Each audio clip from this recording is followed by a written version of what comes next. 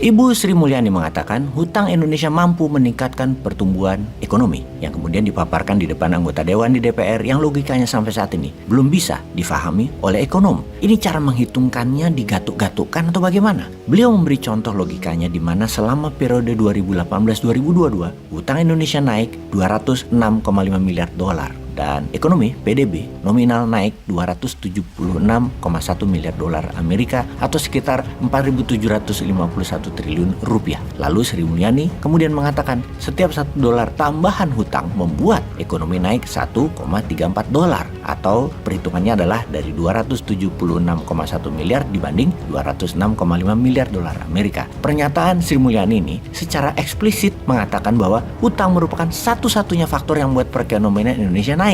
Semua pertumbuhan ekonomi yang sebesar 276,1 miliar dolar itu disebabkan oleh tambahan hutang 260,5 miliar dolar, di mana seolah-olah faktor atau variabel lain seperti konsumsi rumah tangga, domestic consumption, seperti investasi tentunya oleh swasta, menjadi tidak berperan sama sekali alias nihil dalam peningkatan pertumbuhan ekonomi. Tentu saja pernyataan Sri Mulyani seperti ini tidak benar. Penggiringan opini pada permainan angka biar bisa terlihat tumbuh begitu, hal itu tidak benar. Sama saja dengan mengentaskan pengangguran yang dilakukan dengan menghilangkan satu data pembagi. Misalnya nih, pengangguran saat ini ada 10 juta orang. Lalu faktor Pak Ogah di mana mereka dianggap ada pendapatan dan dihitung sebagai manusia yang memiliki pendapatan. Juga misalnya tukang parkir ilegal dianggap orang yang punya pendapatan, di mana dulu mereka termasuk pengangguran namun sekarang dinyatakan mereka tidak pengangguran lagi karena punya pendapatan. Jadi faktor pembaginya berkurang, diubah tepatnya. Ya terang aja angka pengangguran jadi terlihat sehat. Dari 10 juta orang jadi 9 juta orang. Turun penganggurannya. Hebat pemerintahannya. Itu dilihat berhasil. Ya terang aja cuman angka. Namun adakah lapangan pekerjaan baru yang diciptakan? Ya tentu tidak. Demikian juga menganggap bahwa hutanglah yang membuat ekonomi Indonesia maju. Ngutang 1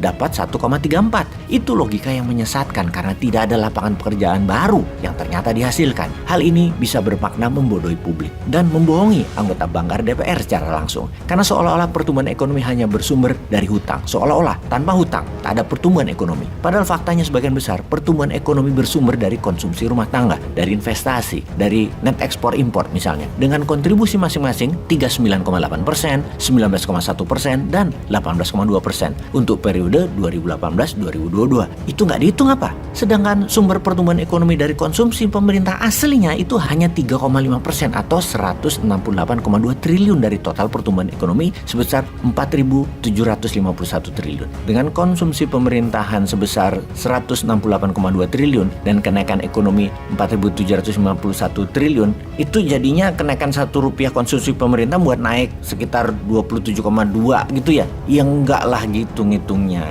Yang 4.751 triliun itu dari berbagai unsur yang tidak ada hubungannya dengan utang pemerintah. Mungkin 80%-nya nggak ada hubungannya. Pernyataan-pernyataan dengan logika seperti itu bisa sangat menyesatkan jika tidak dijelaskan lebih lanjut karena banyak faktor lain yang menjadi sumber pertumbuhan ekonomi seperti konsumsi rumah tangga, investasi, dan net ekspor misalnya. Mengikuti logika dari pernyataan Sri Mulyani di rapat bersama Banggar DPR beberapa waktu itu, hal ini harus diklarifikasi lagi. Oleh karena itu, Banggar DPR harus memanggil Sri Mulyani untuk menjelaskan bagaimana cara kerja ekonominya atau model ekonominya dia, yang dimaksud olehnya apa, bahwa setiap X tambahan utang dapat membuat ekonomi naik Y, yang sekaligus memberi notasi dan persamaan model matematikanya. Dimana selama ini kita semua tahu bahwa hutang yang diambil pemerintah kebanyakan bukan hutang produktif yang bisa membuat pertumbuhan ekonomi. Jadi bagaimana bisa hutang yang selama ini dilakukan merupakan faktor utama pertumbuhan ekonomi Indonesia? Apa ini hanya upaya agar masyarakat digiring opininya bahwa hutang pemerintah yang hampir 8.000 triliun